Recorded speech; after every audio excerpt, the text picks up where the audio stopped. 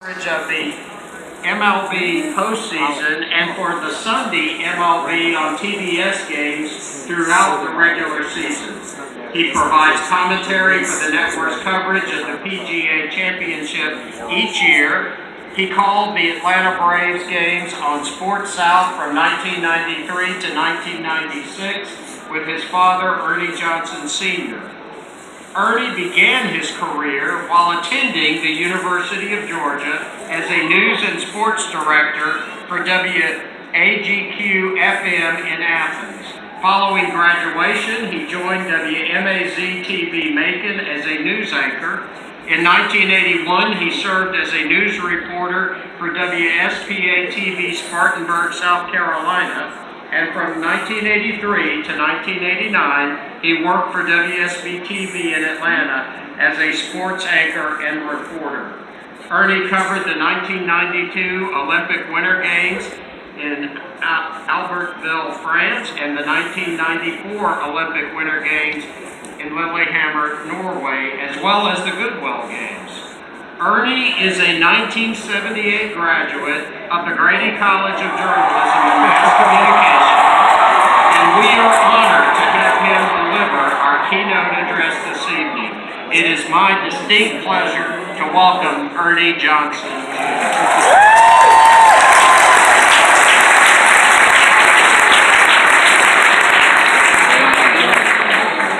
No, please sit down.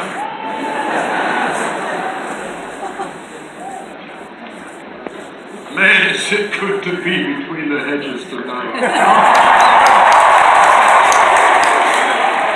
This is such a trip. Several months ago, I received this email from the president's office inviting me to deliver this address, and I thought I was being punked. I did. I had to call the number. I waited like 4 days. And I called the number back and I said, really, is this legit? And they said, yeah, we'd love you to be here. And I said, well, I'm in. I didn't have to look at my schedule. But thank you so much to President Moorhead and the distinguished faculty here and the many friends and family and to y'all, to the class of 17. This is a huge night. I'm glad we're still dry. And look, what I have done, knowing if the weather was iffy, I've edited what I was going to say. So this is a good, no more than 64 minutes. Man, have things changed since I was here as a freshman in 1975. Wow. I can only imagine what an admissions officer here would say if he looked at my transcript.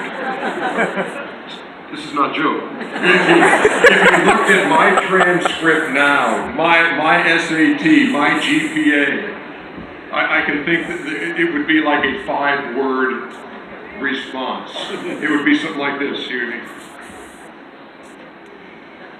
Have you considered Georgia Tech?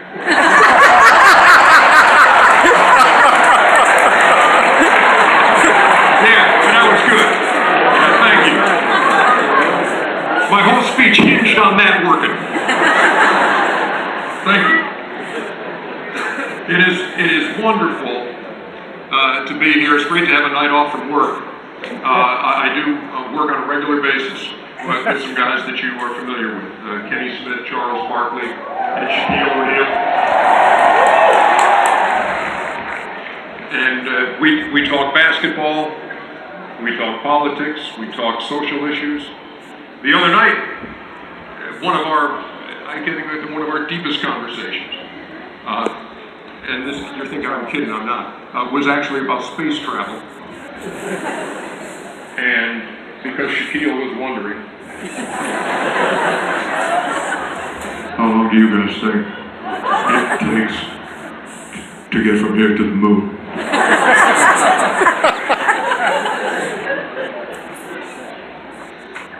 Because I think it has to be about the same as going to the West Coast. You look up and you can see it. It's right there.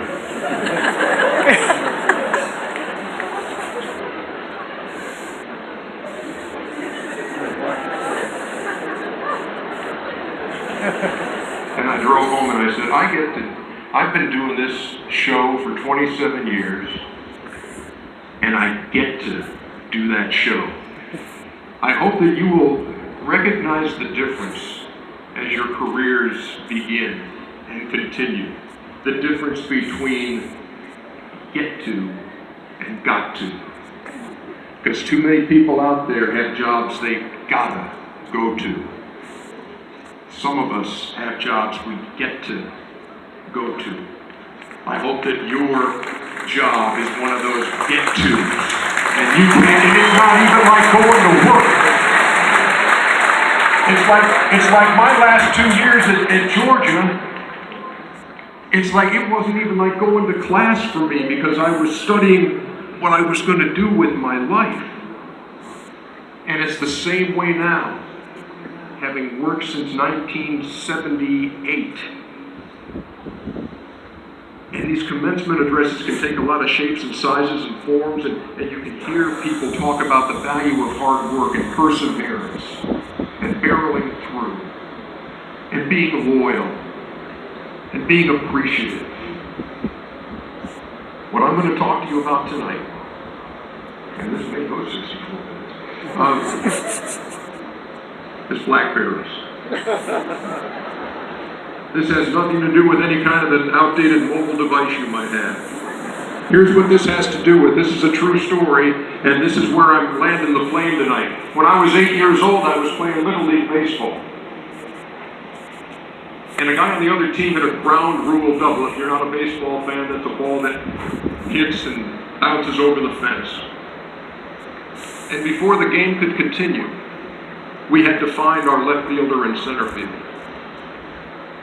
They had climbed the fence to go look for the baseball.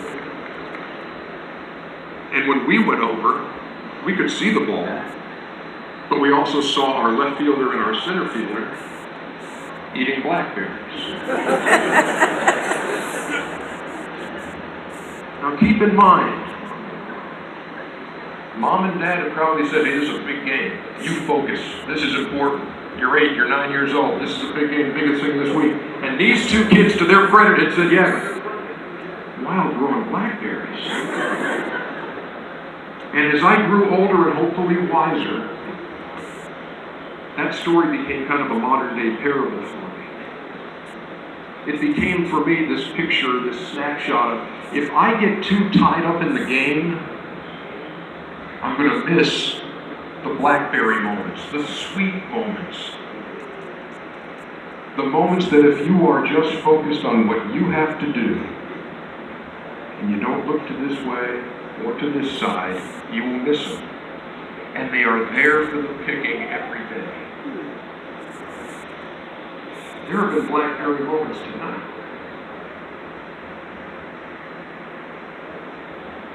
When I saw your family, and the look of pride they had on their faces. Avery's family, stand up, will you? I know where you're at. Right up there with the Coca-Cola sign. Was that not a moment of such great pride, a moment when you recognize her accomplishment? And sure, you knew that she would be here one day. You knew she'd graduate, you knew she had everything. But to be on the stage and to be talking to her classmates, that's a blackberry. It's the unscripted. That's what makes life extraordinary. I tried to write the script for my life. And that script included graduating from the University of Georgia, and I had a chance to become the sportscaster at Albany, Georgia, for my first TV job. That was the script I had written.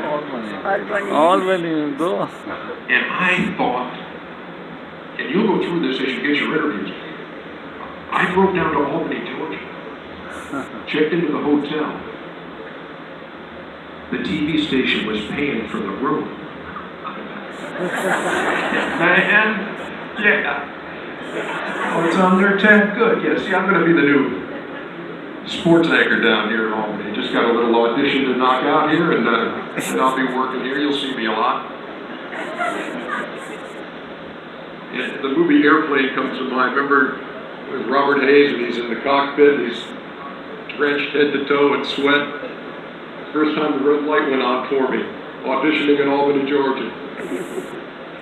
That was not a good audition.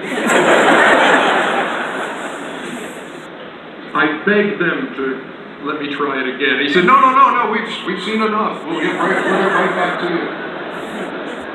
Still waiting on that call from Albany, Georgia.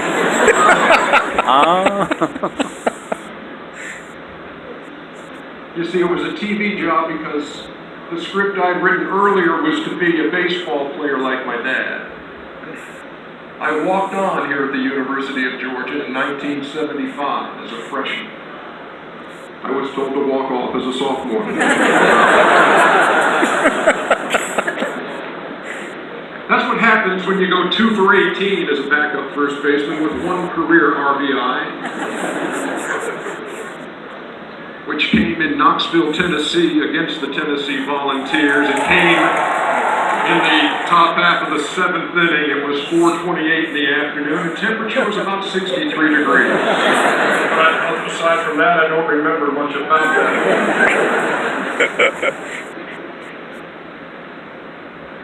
But getting cut from the baseball team just opened my eyes to the real world. And the Blackberries there were people like Alfred Rothstein, who gave me a job at WUOG, and it was guys like Bill Martin and Marcus Bartlett, my professors at the Grady College, who poured into me. When you live a life collecting blackberries, you're going to hit thorns too. Again, I'm living the script. I'm married to the beautiful Cheryl DeLuca Johnson, who is here tonight.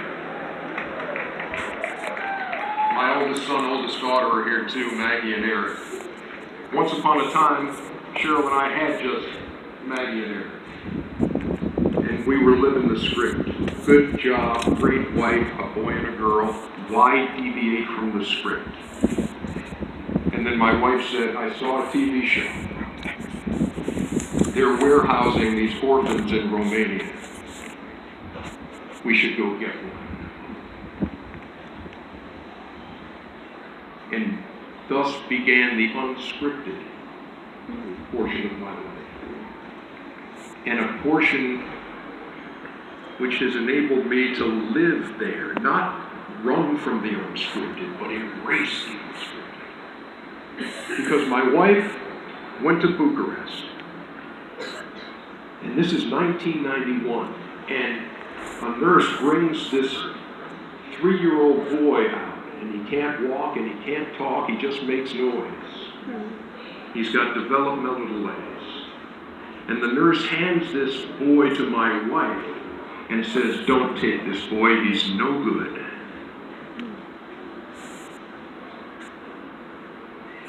And my wife calls me from Bucharest and says, this kid that I just met today is so much more than we can handle. But I just don't know if I can go the rest of my life wondering what happened to that blonde-haired kid. And I said, well, bring him home. Michael Johnson. Talk about the blackberries and the thorns. A year after we had him home, was diagnosed with muscular dystrophy. There's no cure. Muscles don't grow, they just weaken and deteriorate. A lot of kids don't make it out of their teens. And so you say, where are the blackberries when you're faced with a situation like that? And I'll tell you where they are. It's when a teenage Michael Johnson, now in a wheelchair, is approached by a high school basketball coach, a man named Phil Bollier, who says, I love the way Michael, even though he can't communicate, says 3 words, love you too. He said, I need him on my basketball team. I want him to teach my players maximum effort and a heart for others. And At the same time, this remarkable man, Phil Bollier, is teaching his high school students sign language for I love you. And when you tip your index finger at the other person, it means love you too.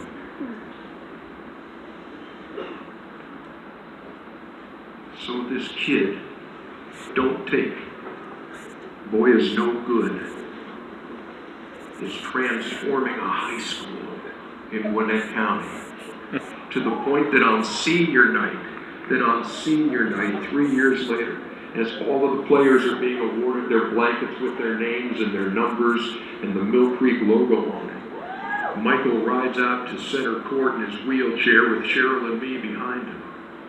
And the people cheer, and I look in the student section, and they're all standing up like this. Aww.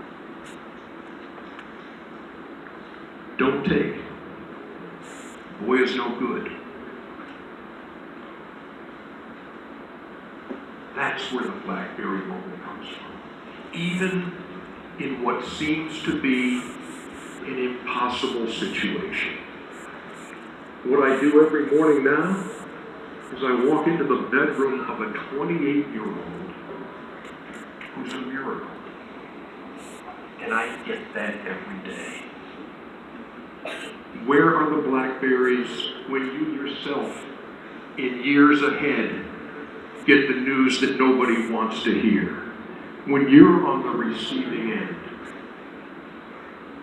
of a doctor who says, it is what we thought it was. Mr. Johnson, you had cancer. And where are the BlackBerries? The BlackBerries are when folks in the community take the time to hit the send button and say, I'm thinking about you, I'm praying for you, hang in there. The BlackBerries come when you see the other side. And it's your responsibility at that point to say, the next person I hear who's going through chemo, I'm going to help them out. Because now we're in this club together that nobody wants to be in. But I'm going to be there for you. That's where the BlackBerries are. Because look at the big picture. No matter where you land in the job market, no matter what your future holds, we're all neighbors on this planet. I mean, you said it perfectly. I mean, this is all about being kind. It's all about making the planet a little bit smaller when we can. It's about trying to bring us together, not using social media to drive a wedge in between people. It's not about being confrontational. It's not about trying your best A material out to see if you can eviscerate somebody. It's not what it's about. It's about me lifting you up. It's about you looking at the person next to you and lifting them up. Business majors out there, I bet you already know the answer to this. What was the slogan of the Ritz-Carlton Hotel? Ladies and gentlemen, serving ladies and gentlemen. We can all do that. You can speak up for the person who has no voice. You can engage the forgotten. You can uplift the downtrodden. That's right, from the ice. So strive. I'm all for this. I'm all for hard work. It's one of those things that transcends every generation. There's no substitute for it. And when you strive and you succeed, do it with humility. Do it with gratitude. Do it with grace. And serve. Look beyond your own needs. Help somebody else with their needs and goals. Look, I know we talk a lot about work, but there's a whole life outside of that. And it's loaded with blackberries. Don't go 90 miles an hour. Get off. Slow down. Enjoy the stroll. You'll find blackberries for yourself, and you'll be able to spread them for others as well. Look, I know one thing that I won't be saying when my life is near its end. That one thing I won't be saying is, man, I wish I'd spent more time at the office.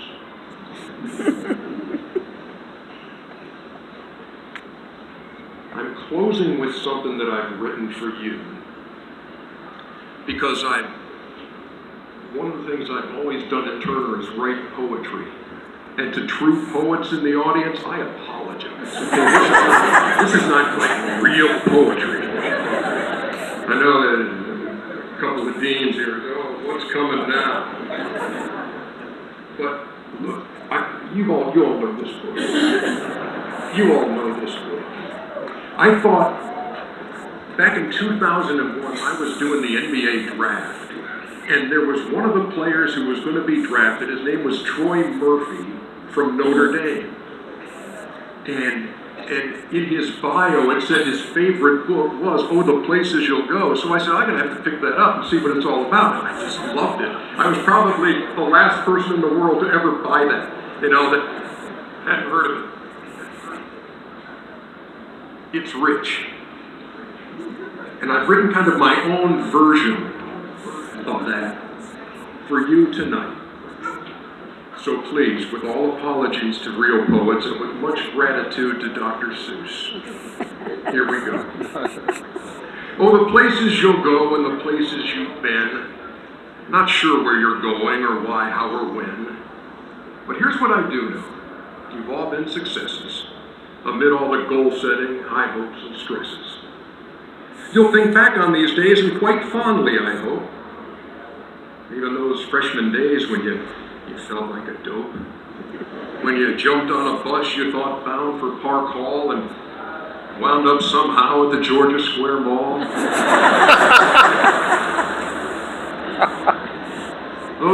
Those all-nighters you pulled when you studied like crazy. And the words on those pages grew distant and hazy. And what made it worse, made it feel not right, was your friends were all hanging at bourbon that night.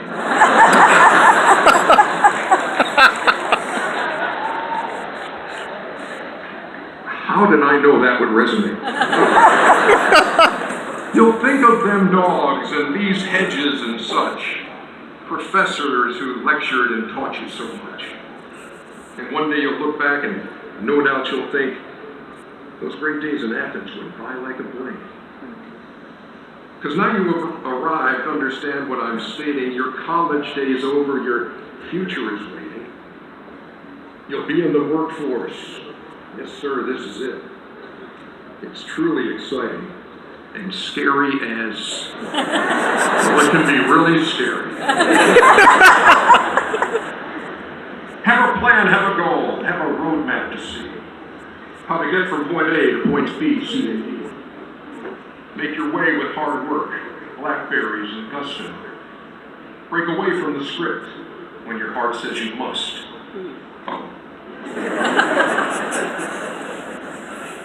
Oh, the meetings you'll take with those industry greats. You'll turn some heavy hitters and others lightweights. CEOs, CFOs, VPs will call, as will those who have no initials at all. Oh, the people you'll meet from one day to the next, some face-to-face, maybe others by text. There's time to talk business, but when that time's through, try to cultivate friendships right out of the blue. Oh, the choices you'll make that determine your fate, from weighing job offers to choosing your mate. You may have a spouse in mind, or maybe you're looking. Don't let your job get in the way of home cooking. Oh, the children you'll raise if you go that direction. Expect many things from them. just not perfection. Because just like their parents, they do make mistakes. No mom or dad out there knows just what it takes. Oh, the trials you'll face in the course of your travels. One word from a doctor and your world unravels. But here's what I found is a pretty good tack. With faith, love, and hope, your life gravels right back. Oh, the purpose you'll find when you look deep inside and discover the passion that can no longer hide. Use your platform for others. Expand your horizon. Sometimes our agendas could use some downsizing. Oh, the mark that you'll make as tonight you embark. Take a swing at this life, hit it out of the park. We'll read of your exploits in books and in blogs. You're the class of 17. Some damn good dogs.